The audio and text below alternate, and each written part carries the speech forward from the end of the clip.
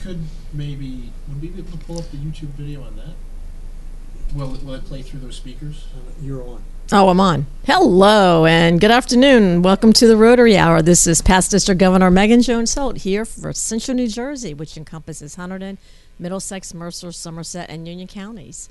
This show is dedicated to answering the ultimate question of what is Rotary, and each week we are here to impart our knowledge onto you. Coming live from Flemington at the Jersey Talk radio station with our technical associate, Rich Gershner, who's back after quite a long stint of battling bronchitis. So welcome, Rich. And we have an intern who's coming in. I know you can't talk. You don't have the radio, your mic up. We have it up now. We have it up now. And we have an intern here named Joe. Jeff. Sorry, Jeff. It's all right. And are you in Hunterdon Central, or where do you go to school? I'm actually at Raritan Valley. You're at Raritan Valley. That's right. And you're learning how to take over for Rich because he's, getting up I'm there in retired. age. He I'm can't retired. do this much longer. I'm just going to do my artwork, and that's go. it. There you go. I suppose you could say And that. our guest today is Karen Whitaco, who is a fellow Rotarian from Flemington right here. And she actually runs the Hunterdon Prevention Resources Organization, also here in Flemington. And we're going to talk about a really bad epidemic that's happening here in Hunterdon, because we don't live in a small bubble anymore of Hunterdon County. It's expanding. And there's a really big problem in this area with heroin. And, Karen, why don't you first tell us a little, before we get into the whole topic of heroin, just tell everyone a little bit about HPR and what your mission is. And although I know the answer to this, but yeah, Hunterdon Prevention Resources is referred to as HPR in our county. That's our nickname, and we've been in business in Hunterdon County for 45 years. And what we started really as a grassroots advocacy organization for people in recovery, really centering a lot around Alcoholics Anonymous, Narcotics Anonymous. And over the last 10 years, we've really morphed into a much larger organization encompassing, we're a licensed level 1 treatment facility. We also run a federal grant, Safe Communities Coalition, which is also part of our state grant. And that is to really look at environmental changes around substance abuse. And we can talk a little bit more about what that means. It doesn't mean going green. And our mission is really to promote health and wellness through advocacy, education, treatment, and collaboration. We also operate the Family Success Center. That falls under the umbrella of HPR, but it's a separate facility. They're both located in walkable Flemington, which is important to the people we serve.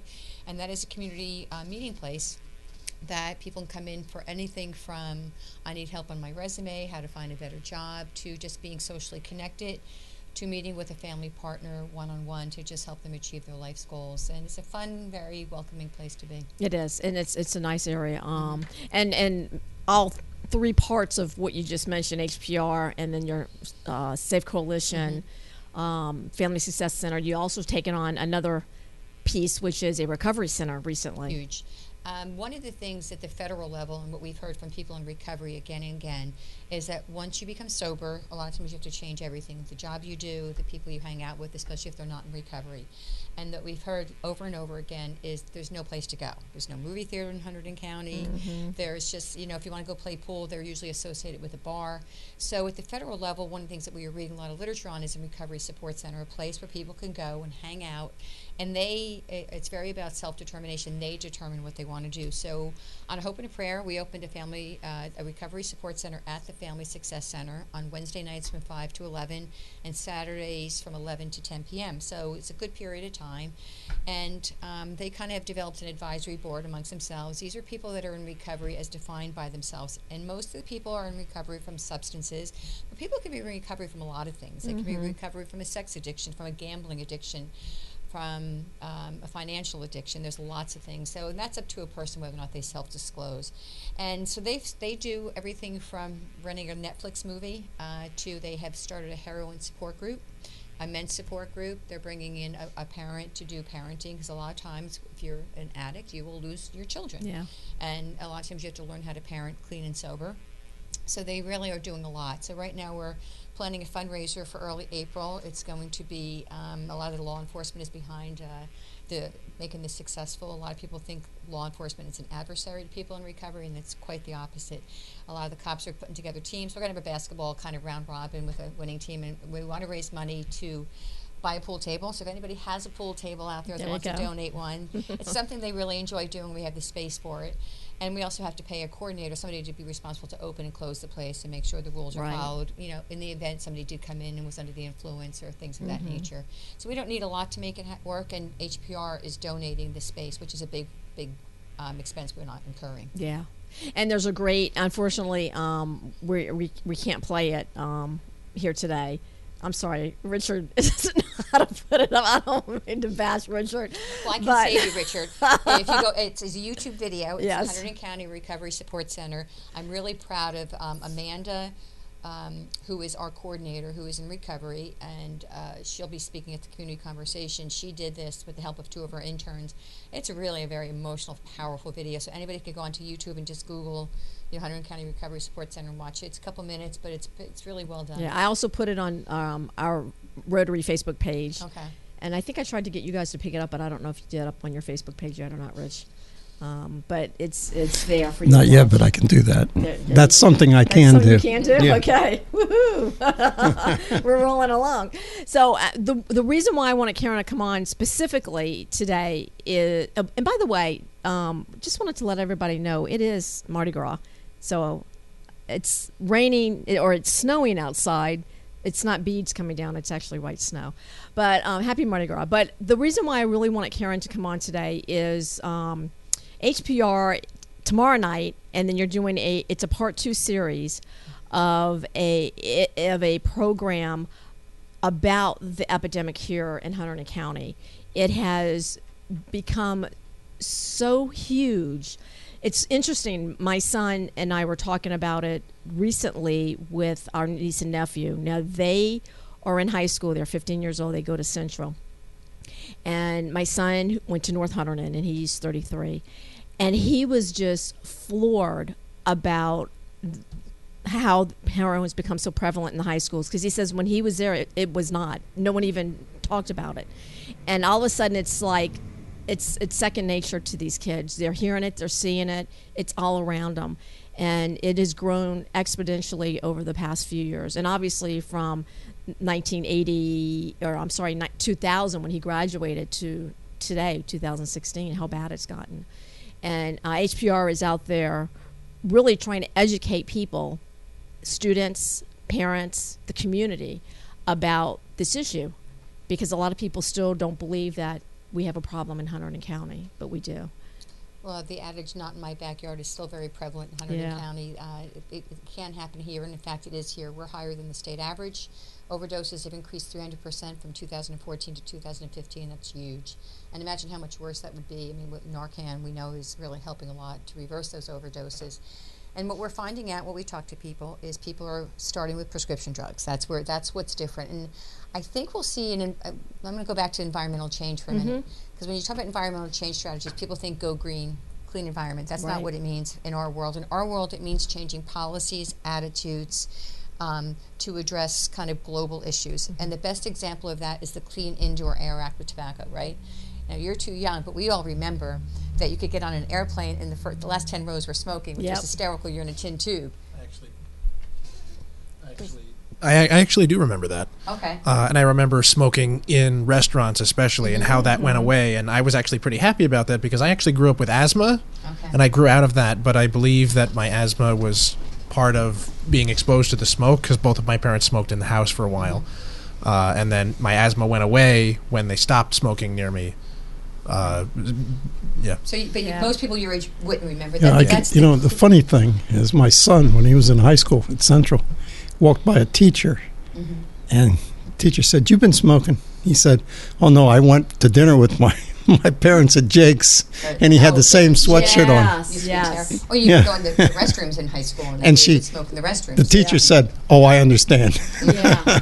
Well, I know. I at friend's house the other night, and they were smoking cigars in the house, and I came home, and my coat just reeked. It was horrible. Right. Yeah. So that's the best and cleanest example I can give of an environmental change strategy. So what we try to do is look at changing parental norms around things. We try to the private property ordinance is about drinking in a private underage drinking. So that's what the coalition's working on. So we look at trying to change community attitudes, beliefs, and what we know now is that the big heroin epidemic is directly linked to prescription drugs.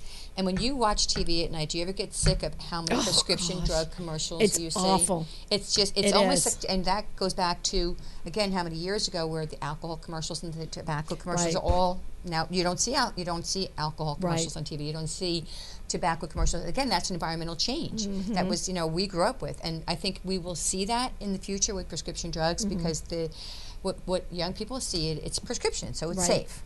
What happens, though, we're not using it in a safe way, where it's time release, they're crushing it, they're snorting it, and it's going immediately into the bloodstream.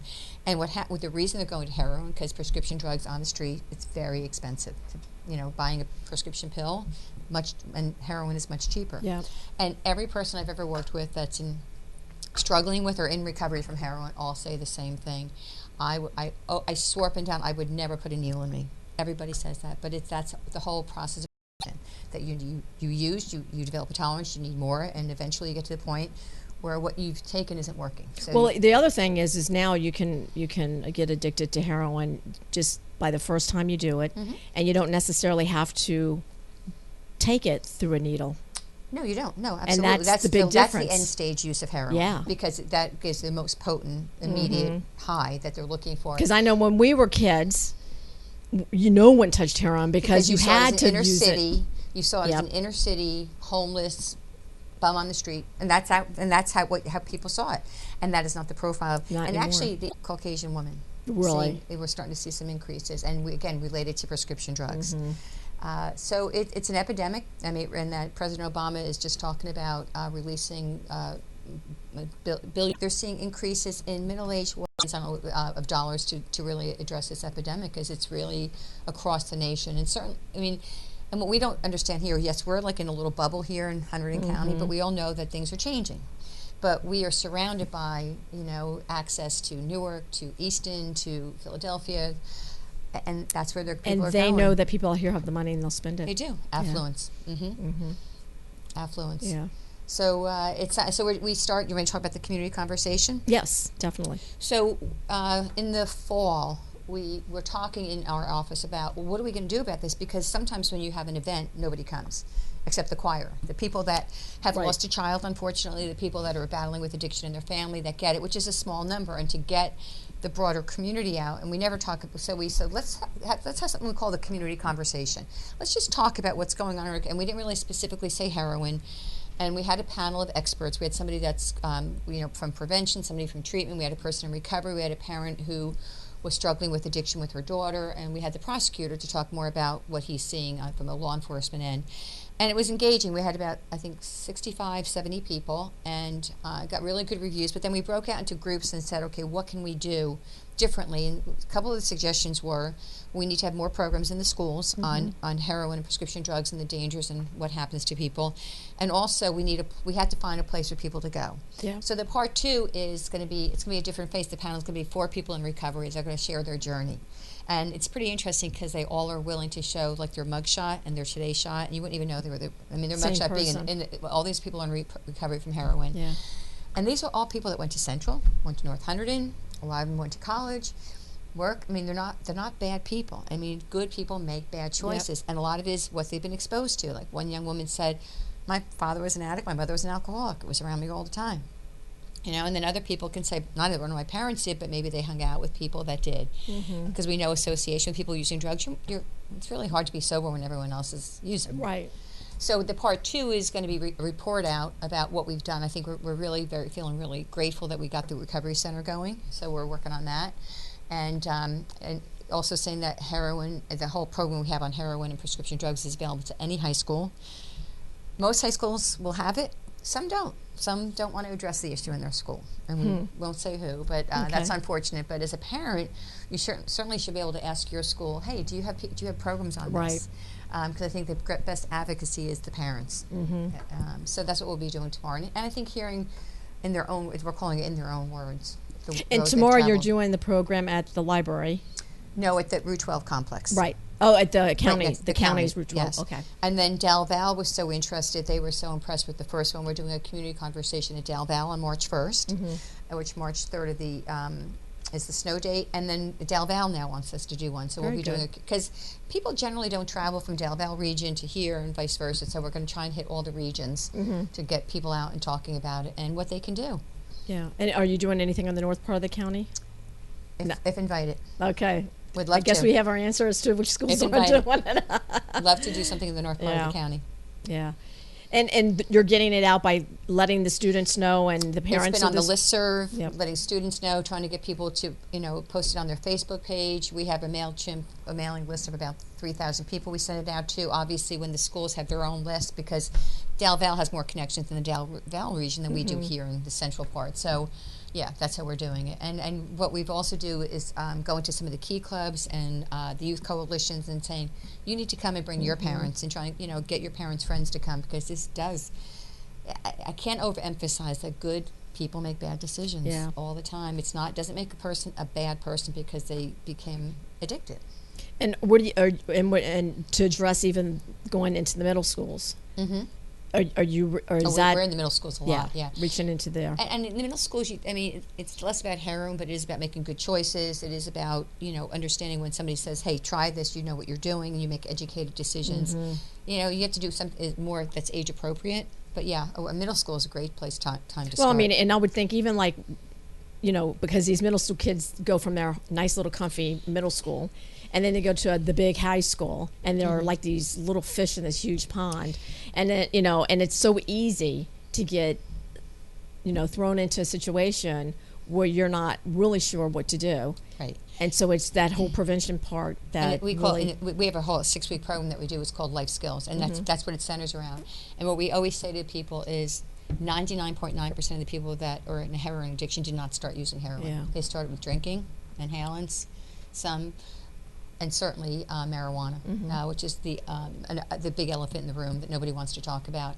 And actually, one of the people in recovery said, I started with tobacco because everybody that hung out, that was kind of a high for us. Yeah. And that was our first exposure. Interestingly enough, in the town of Clinton, well, also here in Flemington, there are these emerging vape shops. And I know we've had this conversation about vape shops before. And one of them opened up in Clinton. And it was kind of interesting because next thing I know, I see he's posting on Facebook that he's shutting it down because he had no idea that he was contributing to a possibility of a gateway. Well, we were just in D.C. at the national conference about all the emerging trends, and a lot of it was on vape shops. That some people say it helps you quit. Most people that are using it for the nicotine value, they're still smoking. Yeah. There's a lot of other safer aids. You're still ingesting a foreign substance and carcinogens into your lungs. What they're using it for is all the other drugs in there, the marijuana oils. Just the list is endless, and a lot of times it's odorless, and it's very hard to detect. So yeah. We're really against them, Yeah. quite frankly. I know we have one right here. We have two, right? I know one, two Yeah. door down. Rich is like, where? Right down. I hate to sound so stupid, but I don't even know what you're talking You don't about. know what a vape shop is? No. Oh, you want to educate them what a vape shop Really? is? Yeah, and I bet there's other people out there that don't. It's electronic cigarette. That Oh, is- okay. yeah. So If you people said put- electronic Okay. cigarette, I would but know. that's Yeah. I guess it's more like the street term for it. Oh, see, I didn't. Vaping. They're in And- every town. They're I'm not everywhere. on the In fact, street anymore. I was in Allentown, New Jersey, which is even smaller than Flemington, and even smaller than Clinton. It's like a Pittstown, you know, and they have a vape shop right in the middle of the main street. And the original reason for it was to help people quit smoking. Right. That went away really quick. Well, people are going to find a will. There's a way. Right. Exactly. And yeah. Have you heard of the condition called popcorn lung? No. Educate me. It started in the when was it when they came out with microwave popcorn? The chemical flavor for the butter would get inhaled by the workers, and it created this condition in the lungs. I don't know fully what it was, but it basically ruined someone's lungs, and they're seeing what looks like popcorn lung now in people who Are vaping? are vaping for a long period of time. Well, that's the interesting thing. that How is. the FDA on some things are involved for a drug, for years, and yet here we are. We know that there's nicotine, and yes, it's at a lesser level, but there's also carcinogens. We know Yeah. that, and you're ingesting it into your lungs. So how can that be safe? But yet this has just come out. It just kind of appeared on the market. What, 2 years ago? It's been pretty recent. I You can't mean the remember vape exactly. shops? Yeah. Oh, I think it's been a little bit longer than that. think But so. I mean, really on the forefront. I Yeah. think it's been more recent that people are talking Yeah, 'cause I about know- it. And I'm not saying that they've been around longer, but I think it's in the last couple of years that you're Yeah. seeing them popping up all Right, over. more often. They've certainly been online for longer. Yes, yes, and it was interesting going back to what you were saying earlier about. Remember when you used to walk in the restaurants and there was all the cigarette smoke? Well, I remember all of a sudden here in New Jersey you can't smoke in. First it was the restaurants, then it shut down into the bars. And you're not supposed to be able to. Well, but they are. they People are. And people are not enforcing I it. remember sitting at the Clinton House one time and someone sitting there. I'm like, I thought you weren't supposed to smoke in here, and then they were like, oh no, I'm vaping. It's an electronic cigarette. But that falls under the Clean Indoor Air Act, Yeah. and technically it's illegal. And I was in Jake's once, and I actually said something to them, and they were like, well, we didn't Yeah. see it, we didn't know. I'm like, well, just so you know, if somebody did report you, you'd be getting a letter, Mm-hmm. because that is reportable. But I just lost my train of thought about that. I just wanted, I lost it, but You'll get it something with back. the vaping, it'll come back. Yeah. I feel like they could, other issues aside, I feel like they could achieve the same effect safer. Well, there are. There are safer. There should are be. FDA cessation devices that are very effective. I know what I want to say, that the incidence of vaping is skyrocketing amongst high school youth. Oh, I bet. Skyrocketing, where regular tobacco use is going down, it's rocketing up. Mhm. Because it's what? It's like, It's the remember new being- fad. Yeah, it's the new fad, exactly. Yeah. Hmm. And I'm assuming that there's an age restriction as to when you can go into a vape shop and. Actually, Governor Christie just vetoed the age Oh, restriction really? on purchasing. So anybody under the age of I think 18 it's 18. can go in? Yeah. Mhm. Or can't go in? Not supposed to. But they can. Is that enforced? Yeah. Well, that's like anything. I mean, any municipality can pass an ordinance for you can't have a 3-door widget out here unless someone enforces it. Mm-hmm. Yeah. So, any other questions? So tell us a little bit about this, because we really wanted to talk a lot about the programs that you're going to be doing on this specifically. You've got the one tomorrow night. Mm-hmm. Just kind of give a rundown as to what people can expect when they show up. Sure. Well, I'll talk about the part one first. It's logical. Okay. Even though tomorrow it's part two, but there's going to be part one in Del Val March 1st, and then one coming up in Del Val. Voorhees is March 1st. Del Val is going to be April. And part one was really about bringing the community together and talking. We gave them a bunch of statistics. We had some good stats about how much it's skyrocketed across the nation, and that Hunterdon County is really following that trend. We're not doing better. In some ways, we're doing worse. Also, we heard from Prosecutor Kearns about kind of drug interdiction efforts, what they're seeing. We talked a little bit about the accessibility with 78, and we're 45 minutes, and we've got the money because they've got a lot of money that they can spend. No one's asking them what they're spending on. So it was also also to have a face of a parent who lost a child, a person in recovery who talked a lot about heroin, the drug itself, and that might be something to talk about in a moment too. Somebody from a prevention standpoint, but what we're doing, and then we broke it, and then we broke down into groups. Had a Q&A for everybody there from the different perspective, and then broke into groups that says, okay, what can we do here in our community? And that's where we came up with the Recovery Support Center idea. And also with doing more programs in the schools with younger ages and just talking to them about, don't say it can't happen to me because it can. Right.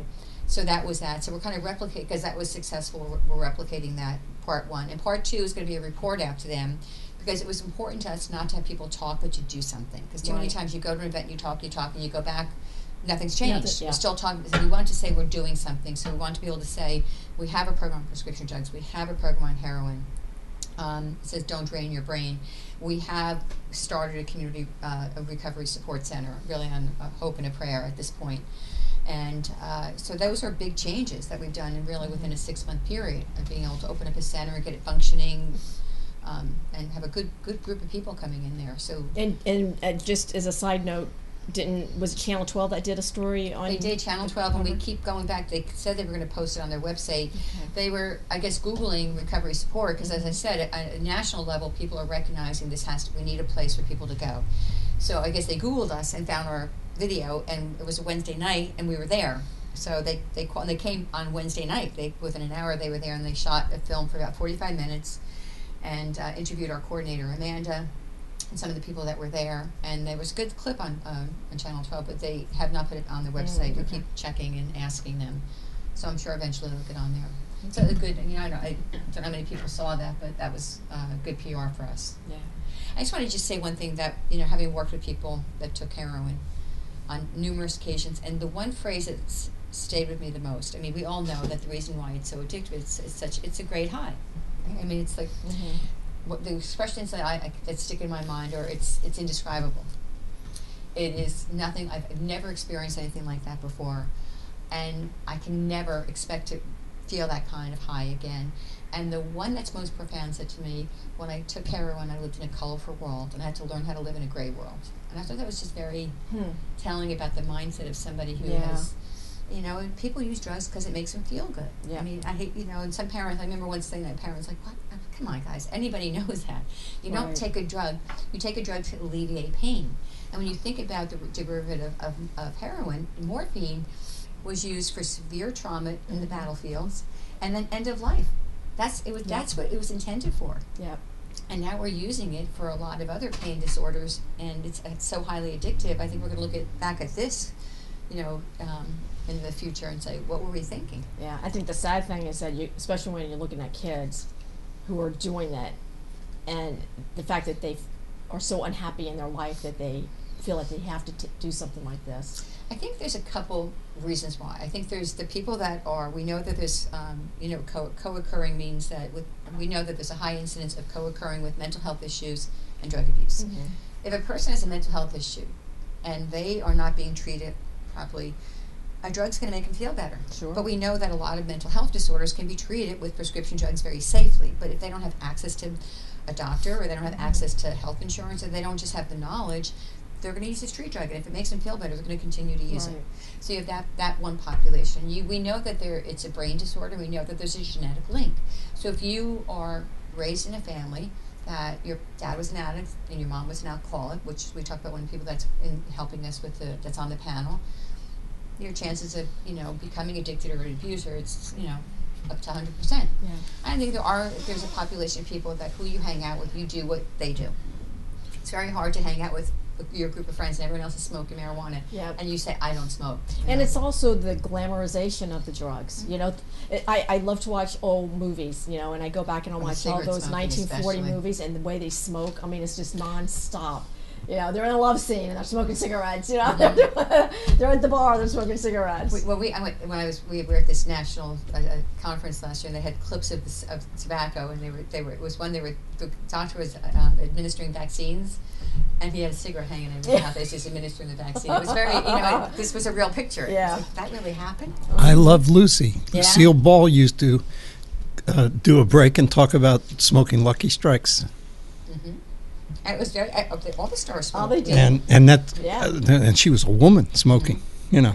Well, all those old movies, they're constantly, Well, that in the 50s. In the 40s and 50s? Yeah. And, constantly. My father died because he started smoking at the age of 16. He lived to 72, but he got to the point that he couldn't even walk from here to your building over there without stopping. Yeah. Well, same with mine. My dad started at about 14, 15, somewhere in that age bracket. He lived he died shortly after his 65th birthday. My dad died at 62 from lung cancer from smoking, and he started when he was pretty much a kid. Yeah. Well, it's interesting. There's just three of us here. But that was the thing. We're all around the same age, except I'm a lot older. But yeah, our parents. That was that time. That generation, that time frame. Yeah. So I guess I balance out the age. Yes, you do. You're the kid. But no, that was, and I think it was totally acceptable. Oh yeah. And I'm going to tell you, my daughter teaches down in North Carolina. I don't think they got to worry about the electronic cigarettes down there because that's cigarette country. Right. Yeah. All the teenagers are smoking like crazy. And big lobby. It's still a big lobby. Yeah. And that's cigarette country, so that's what they grow up with. And well, it's interesting. I've got a cousin who owns a tobacco farm. I'm going to bash big tobacco companies a bit, and but that, you know, everybody called tobacco, you know, that was the big money behind Yeah. it, all the big tobacco and the lobbyists. And they're saying that with the whole electronic cigarette, that's the big tobacco money's behind that now. Yeah. I wouldn't be surprised because at a time they're when I was glamorizing it, you look, there's, Yeah. at a time when I was at Newsweek, we did a big cover on marijuana, and they were talking about when they were talking about legalization and all that, how many tobacco companies were already putting in to produce. Yeah, I bet. Yeah, yeah. I bet. So that doesn't surprise me. Yeah. Has anyone seen the John Oliver special on smoking? Do you know John Oliver, the comedian? He's host of what is it? I can't remember the name of his show. Anyway, he does this great segment. You can find it on YouTube very easily. Just type in John Oliver smoking. Okay. Oh. He does this great segment on it, and how he talks about kind of what we were talking about in the past, how the tobacco companies had the power, and they've actually, the tobacco companies, some of them are so powerful. I think Marlboro, and Pall Mall, they have strangleholds on some third world countries where they promote the cigarettes so much, and they're trying to get the kids hooked, and they have more money than the entire government of that country. And if the government tries to put any negative spin on here, have these cigarettes, kid, if they try and stop that at all, they sue the country, and the countries are paralyzed, and it's insane. well, since big tobacco has not been able to advertise in the U.S., they've really centered Right. it out into Asia. Smoking rates are huge. Oh my Europe, gosh, it's Oh, yeah. amazing. They chain Asia's- smoke like crazy. And, there. and you talk about a third world country, of course you're going to Yeah. want to. And I give was a education. part of that because when I went to Vietnam in You 1994, took your cartons of cigarettes. I and took sold I them. took a carton of Marlboros, and if somebody helped me out with something, I'd say, "Would you like a pack of cigarettes?" Yeah. And then everybody wanted to help me Oh, yeah. when they saw that. Yeah. But yeah, and I remember my daughter saying, "Why did you do that?" She was yelling at me about it, and I said, "Well, I know what it's like in those countries." Yeah. Well, and it's not just the smoking of the tobacco, because growing up in the South, the big thing was chewing tobacco in the dip, It was the other thing. which is just as bad. And I know one time I caught my Just different son types of cancers. having it in his fishing tackle box. Oh no, that's the neighbors. I'm like, yeah, right. I was born at night, but not last night. Come on, kid, give me a break. So one time when this is so bad, I don't think I've ever told him this. When after he was away at college and he came back, and I said, you need to go to the dentist, you know. So I set him up an appointment, and I went to the hygienist, and to the dentist is like, you got to tell him that you can see that he's dipping and give him a hard time about it. So they did. I was so bad. But you know what? Sometimes you need somebody else to say that to your kid. They you hear know? it differently. It's They like sometimes do. you, as a parent, you can say, But he did quit doing it eventually. I don't think that was the contributing factor. And the other thing I just want to mention too is a big thing that we do through the coalition is reducing accessibility of prescription drugs. So the permanent drop-off boxes. Now we were Yes. actually Hunterdon County was the first one in the state of New Jersey. I'm really proud of through the cooperation and collaboration with the prosecutor's office. And I think we have this with Leslie would help. I think we have quite a few in the county. And if you go on the Safe Communities Coalition website, it tells you where all the permanent drop-off boxes are.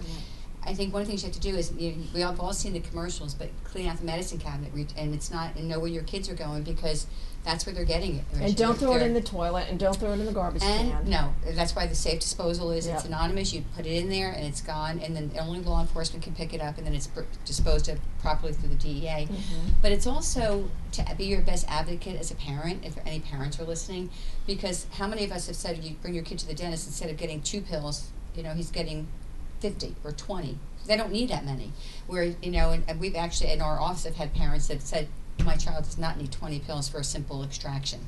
That a lot of times you get a lot more than what you really need. So Yeah. there's I think a lot of movement on trying to educate certain professions, especially dentists, because dentists tend to overprescribe the number of pills a person would need for a very relatively simple procedure. Well, you heard that case recently where they actually convicted the doctor because she overprescribed drugs and 3 people died. So they convicted her of murder.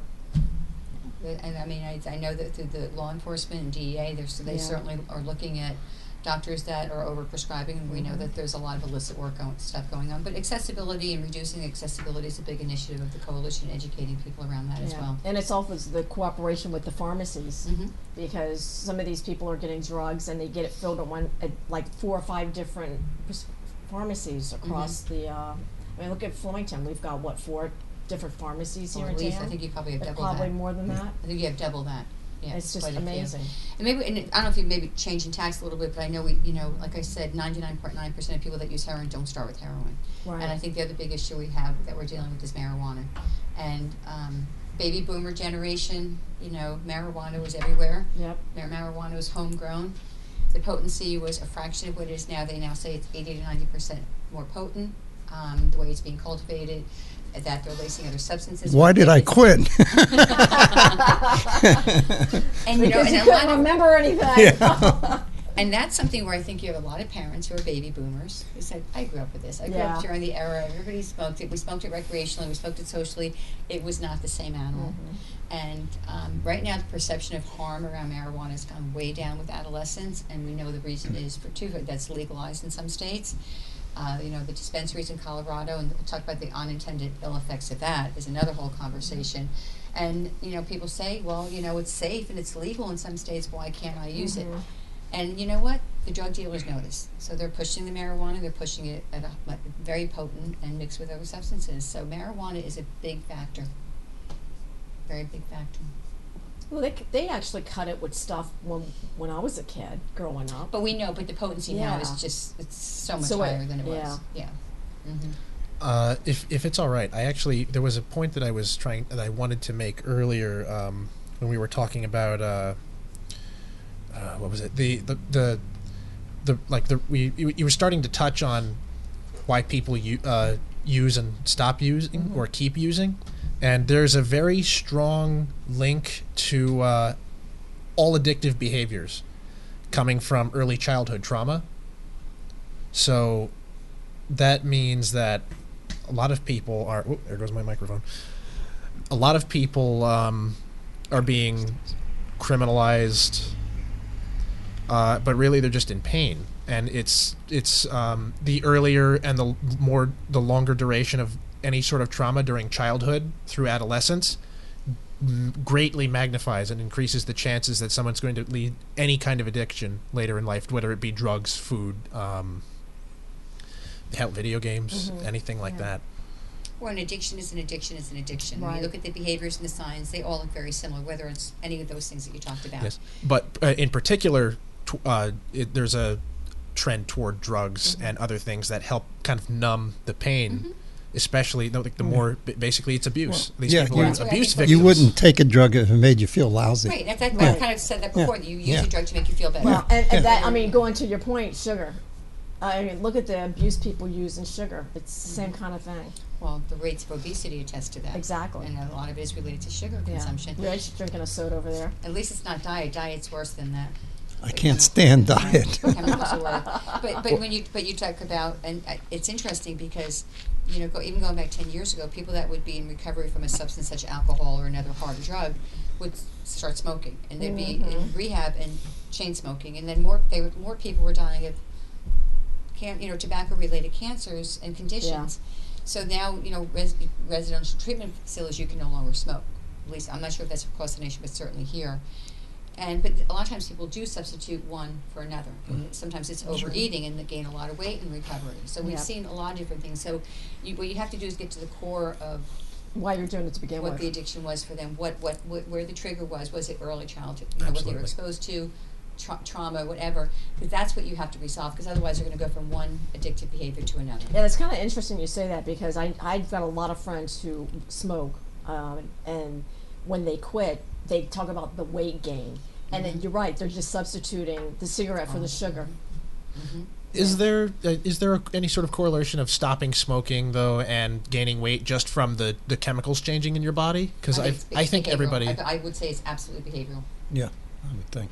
I think there's the habit of doing something to your mouth, but there's also it's an addictive brain disease, and we have to change that cycle of how we see things. Because But I we understand just why you substituted ask one that to the because a lot other. of people say when they smoke that they get that high, that rush, and it keeps them. It's like their metabolism revs up, and it keeps them from wanting to be hungry.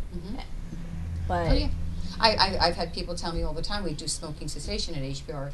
I don't want to quit smoking because it controls my appetite. I hear that's not an uncommon thing to hear. yeah, And you can always come back. Okay, you're generally going to be cutting off anywhere from 10 to 30 years of your lifespan. That's a choice But you're making. another addiction that we have as a country. Fat and happier. I was just going to say something like that. 10 extra pounds won't kill anybody. Yeah, exactly. And we have too much of a fear, I think, of putting on weight in this country. And I mean, while it may have a problem, there may be somewhat of a problem in that respect, but we're so afraid of like 5, 10 pounds, 20 pounds even. But there are other studies showing now that that they actually what is it? They can't really prove that. There's I read one study that it's actually. What am I trying to say? I'm skipping over my own words here. About obesity and eating. Well, not that it's not as extreme as some people are making it out to be, especially for not being 500 pounds, but maybe being 200, 250, depending on your body size. That you actually are resistant to some diseases having a bit more weight on you rather than certain. It's not a direct correlation, not a direct parallel that there's fat equals all the diseases. Right. There are some diseases they say are actually held at bay by being a little overweight, and that kind of makes sense because we're designed for survival as a species. If you want to get into all that other stuff, I won't get into that right now, though. I don't know. That's something we do all these healthy workplace challenges, so we're constantly working on that. Well, it's all about everything's in moderation, and it's about eating right, exercise, behaviors. But not drugs in moderation. Yeah, well, I just need to make sure that everybody's listening to us. I'm not saying to use drugs in moderation. But speaking of drugs in moderation, did you see that new study that a glass of wine equals an hour in the gym or something like that? Yeah, don't you wish? Yeah. As Karen and I are advocate workout, we get up like at 5 in the morning and work out for an hour and a half every morning. Absolutely. So. But absolutely. This might be a little bit of a stretch, but back to the abuse. A lot of people with this whole health craze, a lot of people are being. I have a bunch of fat friends. Let me just put it that way, and I hear the other side of the story. Yeah, really. I hear the other side of the story, but the point is, there's a lot of people don't realize in the mainstream is that there's a lot of negative attention and a lot of negative energy being pushed on people who are perceived as overweight, and that can lead to drug problems down the road, especially if a kid is like a little chubby. And well, yeah, I definitely get that. I mean, I think if a kid is bullied because of their weight, right, that certainly could lead to low self-esteem and association with people that accept him and all that stuff. They could bully him about anything, and it would, Right. I don't know if there's a link with adults and being overweight and tending to. Yeah. I think with impressionable youth, and again, if they're being bullied and they want to find somebody to hang out with, they're going to do what they do. I think the one thing that's probably the one issue that really really bothers me is the enablers, and I think a lot of enablers are that way because it's easier and they really don't know what to do. It's just easier. I don't know enabling behaviors, and just to help people understand, enabling behaviors is a person that actually, not even consciously, but it actually assists a person, and let's relate to drug addiction, continue that addiction or abuse by, sometimes it's driven by fear. The person that got the husband that, well, if you don't go get me that bottle of wine, I'm going to drive, and she's drunk, and he goes get the bottle of wine. Right. That's enabling versus taking the keys and saying, if you get in that car, I'm going to call the police. I'm going to stop this. And we see, it's interesting because a lot of people I've worked with that are in recovery tend to be enablers because they're very sympathetic to people that are still using because they know how hard it is to get clean and sober. So a lot of times they'll say, well, they've had a lot of pain in their life and they're just very isolated.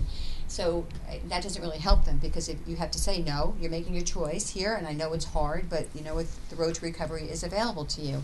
So enabling is a very big part of the disease of addiction, we call it, because in almost every family you'll have somebody that has the role of an enabler, 99% of the time. And it's not just with families, it's with friends too. Oh, great, absolutely. You hear a lot of people that'll say, I don't want to lose my best friend. I was trying to think of examples of enabling. Another one is I don't want to let her parents know because I don't want to hurt her. She's my best friend. Whereas letting her parents know that she's using heroin is the best thing you could do to save her life.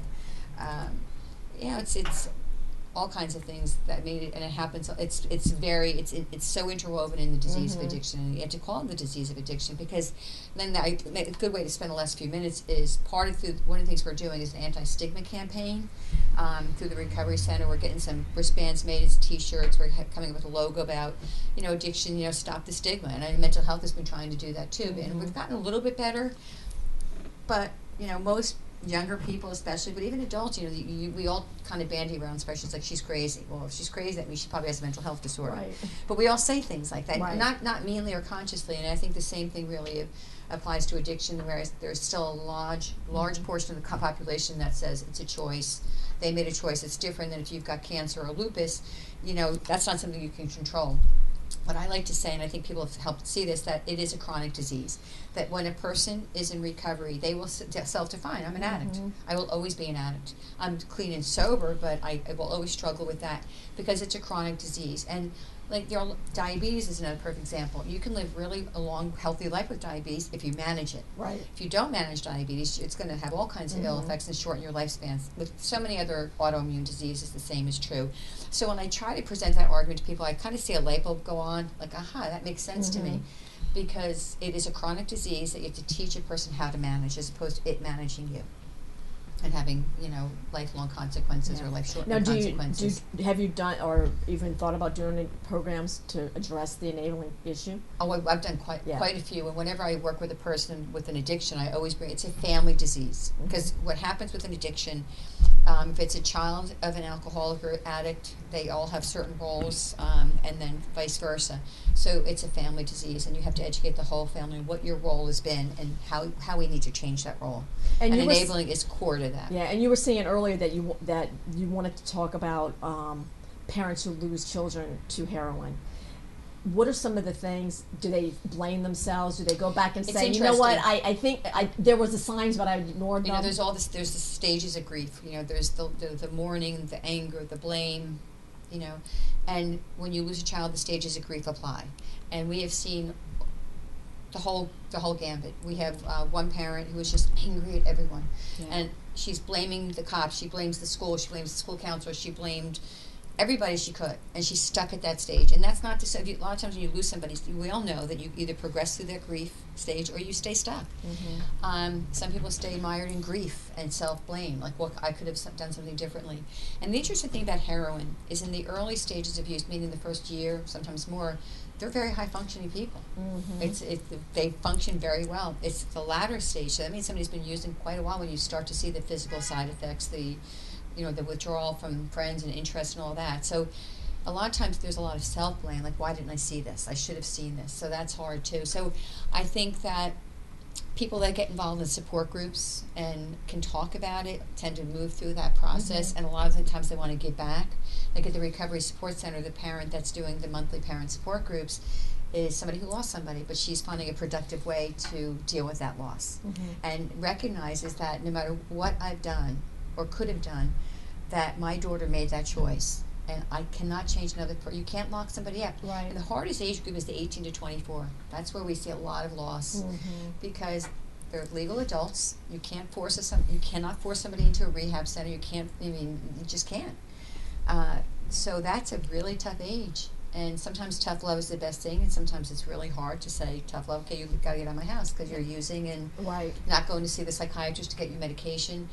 And they're afraid that if they put him on the street, they're going to die. And what I often say, they're going to die. Yeah. They continue to use. Yeah. It's a matter of when. Yeah. And of course, they turn to the life of crime parents. because most of the robberies or drug addicts looking to get goods to sell. Crime and selling themselves. Yeah. Exactly. I have a little bit of a personal story. I'm not going to go into too much detail just because it's a bit sensitive, but I do have a bit of a personal understanding of this issue because I know two people that I've lost to specifically heroin, family member and a friend, a coworker. Went to both of their funerals. I've seen what it did to their mothers, their parents. It destroys. It's a family disease. That's why I can't overemphasize it's a family disease. And the only way you can really have somebody really healthy is to really look at the whole family. It's not just an individual treatment, it's really the treatment of the family. And the individual's environment as a whole. Yeah, I mean, if you take a person that goes to rehab and they are clean and sober and they're in a long-term rehab and you put them right back in the same situation, their chances of relapse is very high. The average person in recovery relapses several times. It's not a swift break, you know, and that's part of the process. But you have to change. If it's somebody that was working with needles, you know, they're working in the hospital. If they're working in the service industry and serving alcohol, and they're not, you can't go back to that. I mean, long-term recovery is different. Sometimes people that own long-term recovery can say, I can go out with my friends who can drink wine. I don't need to drink, but that's, you know, that takes time to have that level of comfort and that in yourself, really, that I'm not going to be seduced by this, so to speak. Yeah. Do you know the Rat Park study? It was a counter study or an additional study to the rat in a cage study, where they study the effects of drugs on rats to see how they're very motivated by them. Yes. Well, the first study that came out in, I think, the 50s was a rat in a cage with two water bottles. One water bottle has regular water. The other has some kind of drug. The rat just in the cage just keeps drinking from the water bottle with the drug in it. Eventually dies. The Rat Park experiment has it's not just a cage. There's other rats and there's things for them to play with, and they can do whatever they want. They have lots of free room, and they've still got those two water bottles. Sometimes they use the drugs, but they never die like they did in the other experiment. They almost always stop using. So it's alternative activities. Yeah, it points seriously, not being bored. Having things to do that make you feel good, or that make you happy, and that make you engaged, and make you social. Whether you're in a cage or in a park, or what's the quality of your environment? Yeah, absolutely. Most definitely. So we've got a few minutes left. Is there anything that you haven't hit that you want to promote? I'm gonna think. I'm gonna as the new chair of HPR. I'm gonna talk about money. Well, I'm going to ask you to talk about money, because obviously we can't do this without funding. I mean, I know HPR is very fortunate in that they get a lot of grant funding from different levels, federal, state. We're a nonprofit, and all nonprofits do fundraisers and look for community support. And all I can say is we've been fortunate in getting good community support, but every year we have to replicate that. And I would say our number one goal right now is to raise money for the Recovery Support Center. And, you know, just like the presidential campaigns, $10 helps a lot by a lot of people. So even if you can just donate a little bit, if you have been impacted by addiction in your family, Hunterdon County Recovery Support Center is a great place to support. All the money is going directly back to the program to purchase pool table, pay for one person to oversee it, and, you know, let them buy a movie, get dinner, things of that nature. So that's really what we're focusing on doing. And we're going to be, and maybe we can advertise our fundraiser. We're just working on the date. It's going to be at Central. It's going to be a basketball game. A lot of the police departments are getting teams together. Anybody can put a team in. And the teams, it's $100 entry fee for a team. And then people coming, I think it's $10. So, but we're working on the date right now. But it will be at Central at the Field House. Okay. So that's number one. Rich, you need to put a team together. Radio station. You can see me doing basketball.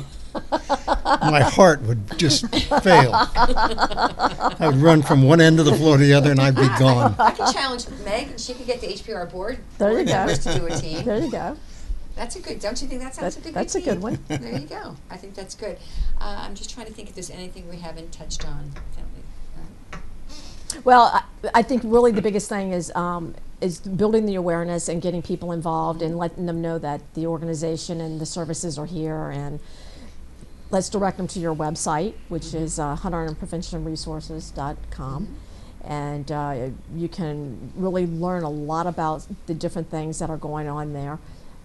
As well, you know, from the HPR standpoint, to the coalition standpoint, to Family Success Center. Family Success Center and the Recovery Center. And I guess the only other, do you have a couple of minutes we could talk about? Sure. So we actually partnered with the prosecutor's office 2 years ago now, and it's called the Law Enforcement Adolescent Program. LEAP is the nickname for it. And it was actually Prosecutor Kearns, who's a great asset to this community. I have to just sing his praises because he has a mental health background, so he has a good balance between mental health and law enforcement. And he really looks at alternatives to adjudicating somebody. So this is for a young person who's really made a dumb decision. It could be anything from bullying, graffiti, a lot of underage drinking. Those are kind of the big categories. I'm trying to think if there's anything else. So what they can do is, rather than going to court and having to go before the judge and probably deal with probation, they can agree to come to LEAP.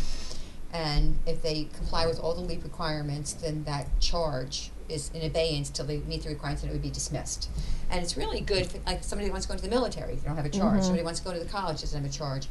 And a lot of the people that we see are young people that kind of got involved with somebody because the group was going out in the park drinking, or the group was saying, let's go spray paint the side of this building, or where we just have a new case bullying, a transgender person.